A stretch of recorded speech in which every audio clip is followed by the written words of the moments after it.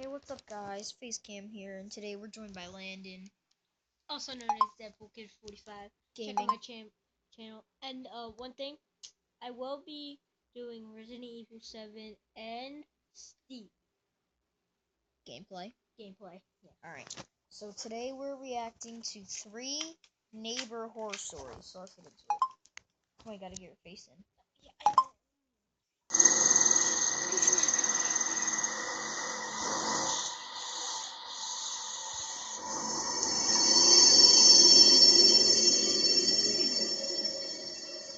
I'm currently in a predicament, and quite frankly, I don't know what to do.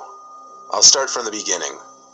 5 years ago, my next-door neighbor Charlie, or Charles as we call him, informed us of his 14-year-old son's disappearance. He reported it to the police, it was on the news, it was everywhere. Me and my wife felt absolutely awful and always offered to help them out in any way we could. As the years passed with no word of their son, we assumed they eventually came to terms with it and realized the worst had probably happened. Me and my wife never had the nerve to ask if the body ever turned up. Occasionally Charles and his wife would invite me and my wife over for a barbecue during the warmer months. We noticed neither of the two were ever the same since their son had gone missing. Charles' wife Kathy was always quieter and more reserved, and Charles just seemed more awkward and nervous, both understandable to a certain extent. Fast forward a couple of years later to just last week. Charles came over to me when I was taking out the garbage and asked to borrow a shovel. Without hesitation, I ran to get him my best shovel, not asking why he needed it.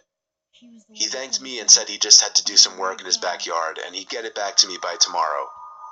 He then disappeared into his backyard. I went inside, and when I was by one of my upstairs windows that has a clear view into Charlie's backyard, I could see he was digging out a really big hole in the ground. He seemed to be struggling a bit. He's 56 after all. I figured I'd go grab my second shovel and help him out. As I entered his backyard and called his name, he looked up from what he was doing, dropped my shovel, and hurried over to me, saying, No, it's okay, Tim, I got it. Please, just leave. I said, What's wrong with you? It's not a big deal. Mainly because of his bizarre reaction. He told me I will not allow you to use that shovel in my backyard, and then pointed to the gate as if I were a dog. I was so taken aback by how he was acting that I just left without saying another word. I went upstairs to spy on him through the window. He was digging the hole for at least another half hour. When it finally looked like he was done, he started looking around, like up high at neighboring houses as if to check and make sure nobody was watching. And then, before I could think to hide, he spotted me at my window. All I could do at that point was casually walk away. He's up to something, and I wanted to find out what. I continued to look at his backyard every so often, but he wasn't digging anymore. I figured he knew I was watching now and would wait until it was dark out. And I was exactly right.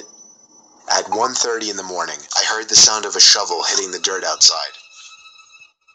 It was too dark to see anything from my window now, so I snuck outside quietly and looked over the fence in the backyard.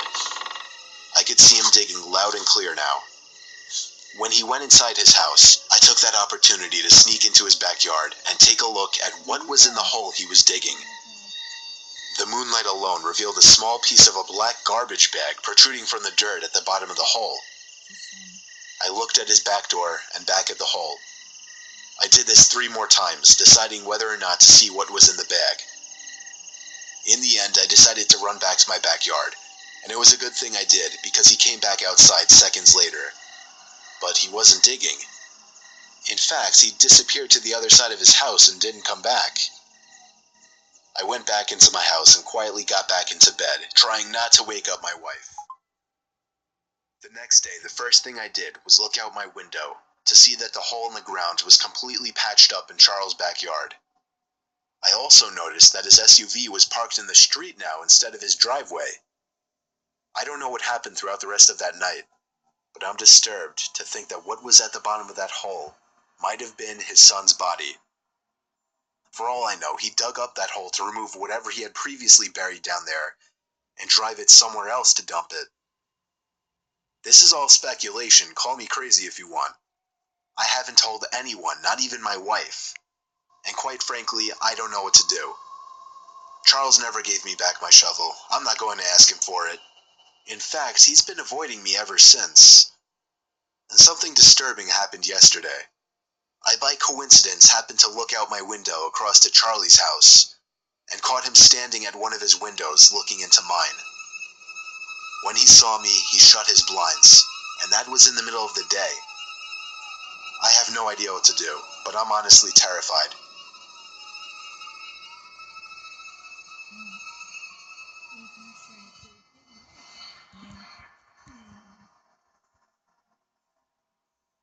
I've lived in 3 houses in my life, 2 with my family and my current house by myself. We lived in the first house for the first 15 years of my life, and the second house the next 7 before I moved out to my current home. This experience happened in my first home when I was 15, within the last few months of my family living in that house. I don't remember my family ever being really friendly with the neighbors. In fact, there were 2 kids living next door with their dad that me and my brother had only talked to maybe once or twice our entire lives, as bizarre as that is, though we did know both of their names, Eric and Todd. One day, me and my brother, who is 5 years younger than me, were outside playing basketball in the driveway. That was when one of the 2 boys next door, Todd, came outside and walked over to us, initiating a conversation. I don't remember what we said to each other quote for quote, but I remember the first thing that he asked us was if it was true that we were moving. As the older brother, I did most, if not all, of the talking. Todd was probably the same age as me. I never actually asked. By the end of the conversation, he invited me to come with he and his brother to shoot BB guns by the river in the woods down the road the next day. I agreed since it was the weekend and I didn't have anything going on anyway. My little brother asked if he could come at the last second, not under the assumption that he was automatically invited as well. Todd said yeah and then walked away. Late the next day, around an hour before dusk, Eric and Todd rang the doorbell. We were quick to answer the door because our parents didn't know that we were going out to shoot BB guns. Walking down the sidewalks with Todd and Eric decked out in camo gear and carrying a duffel bag of BB guns was really strange. The level of seriousness these 2 clearly had in this was really weird to me and my brother, and we kept meeting eyes, holding in our laughter a couple of times because of it. We got to the woods having spoken very few words. I could already tell these 2 were kids of few words. Maybe why we hadn't met them officially until that point. Todd dropped the duffel bag onto the ground and unzipped it, while Eric aggressively snapped a branch off a tree and threw it into the river. Me and my brother looked at each other again, this time not finding it as funny. Todd pulled out a couple of guns and handed them to me and my brother, and that's when Todd dropped the bomb and told us they were real guns. Eric grabbed a loaded gun from the bag and began firing at trees across the river. When I realized he wasn't joking about the guns being real, I was in a mix of anger and confusion. I grabbed the gun from my brother's hands and placed both of them back in the bag. I told them we weren't comfortable with this and had to leave. Eric stopped firing, and they both looked at us with expressions that seemed half angry. One of the 2 boys yelled a curse word at us as we were walking away. I always had a feeling these 2 were bad kids, but this confirmed it. I told my brother not to speak to them anymore for the remainder of our time living there. We told our parents at the dinner table that night that they were really weird kids, but we didn't mention the gun thing. I woke up that night to a breeze of cold air hitting me in the face. My window was open all the way. I felt something hard press up against the back of my head as I was looking out the window, and somebody behind me going, shh, shh. Somehow I didn't scream or jump, I just stayed calm. I was able to understand what was going on surprisingly quickly. I heard Todd's voice in a whisper behind my head. He told me if I ever told anybody, especially his dad, about the guns or the visit, he would come back and kill me and my entire family. I replied in a quiet, shaky voice, okay. He pushed my head with his gun before leaving through my window. Every night thereafter for months, I would catch either Todd or Eric at a certain window of their house, looking into either my or my brother's room. Their behavior became more and more strange as we got closer to the date of our move. Just a week before we moved, a rock was thrown at my window one night at like 1 a.m. I opened opened my window and saw Todd aiming a pistol up at the window. And feeling like I was about to die, I dove for the ground, only to hear the two boys crack up in laughter. I heard one of them refer to me as a fucking retard. There were 2 other instances that week where the two would harass either me or my brother, and ultimately I couldn't think of a more perfect time for us to have moved and gotten out of there. After all these years, neither me nor my brother told anybody about the boys or their threats.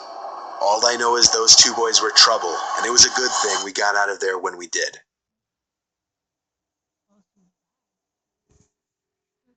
Alright guys, that's the end of this video. I hope you enjoyed. And as always, if you do, please like and subscribe. And go check out Deadpool Kid 45 Gaming. And we'll see you guys later. Peace. See ya.